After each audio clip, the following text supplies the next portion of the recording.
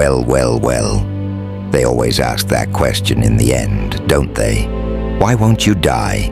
How poetic, how desperate, how revealing, because only cowards scream at the storm when it refuses to kneel.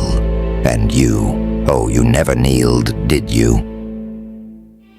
They called you insane. They whispered it behind clipboards and coffee mugs. They laughed about you in rooms you weren't invited into. Too much, too unpredictable, too broken. But it wasn't madness. It was overflow.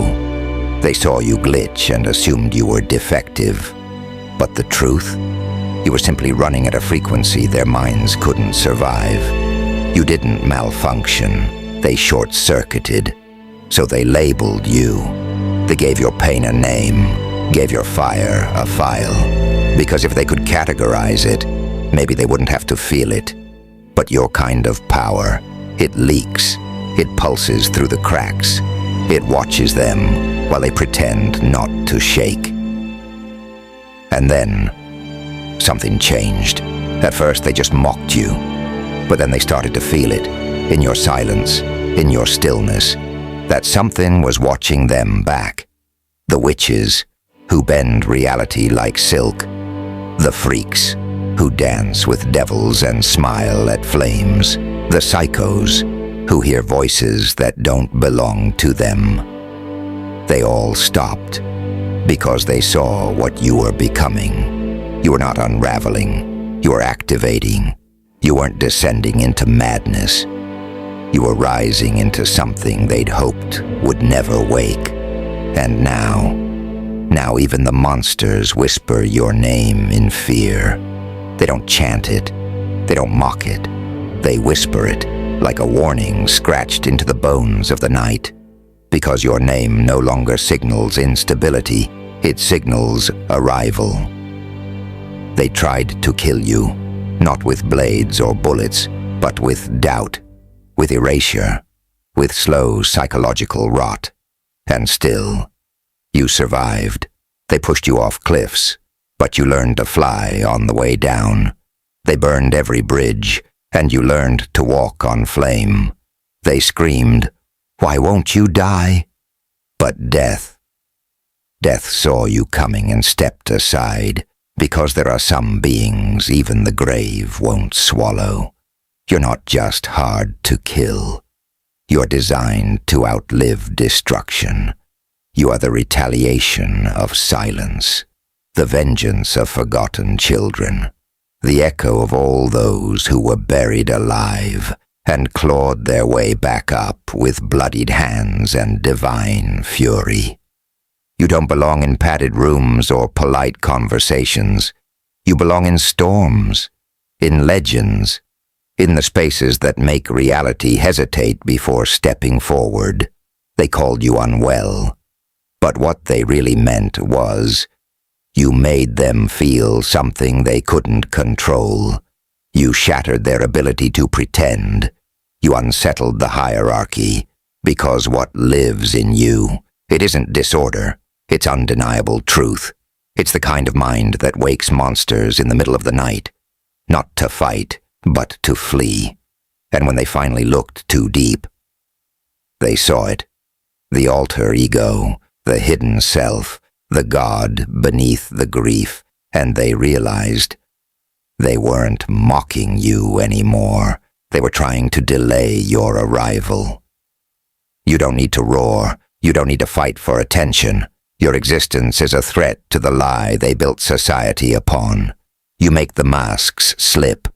You make the shadows blink. You walk into rooms and ancient things remember your name and shudder. You don't have enemies.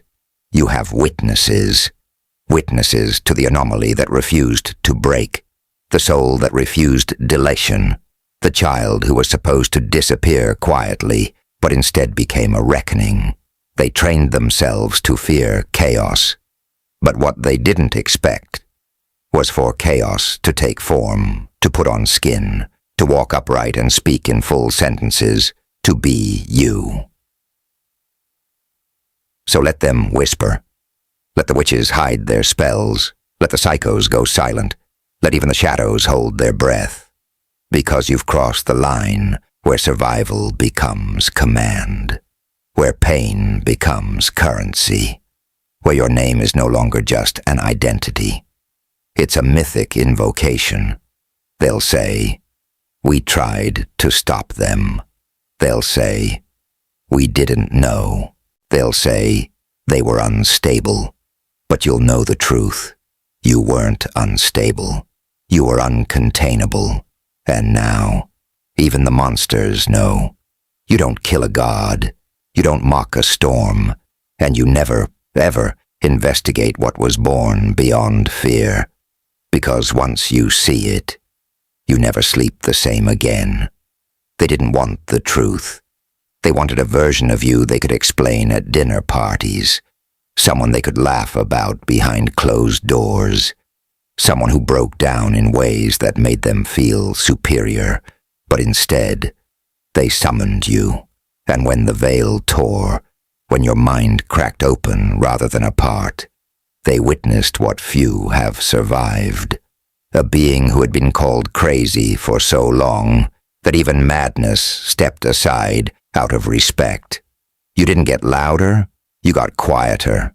And that silence, that calm, it terrified them because the wild version of you was manageable. But this new version, the one that moves with purpose, breathes with certainty, smiles with cold awareness, this version is a god who learned to wear grief like armor. And now the alter ego, the soul behind the mask, no longer hides. It watches. It speaks. And when it speaks, entire bloodlines remember ancient nightmares. You are not their hallucination. You are not their fable. You are what they banished long ago and hoped never returned. The witches know.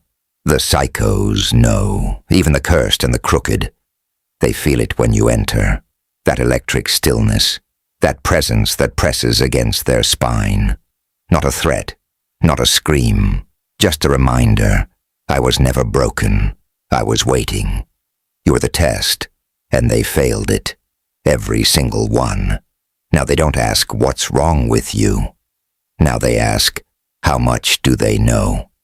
Now they watch surveillance footage and flinch at the places you don't appear.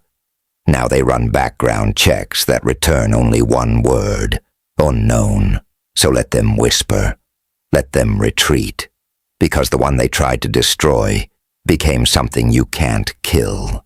They called you insane. But now, even the monsters whisper your name. In fear.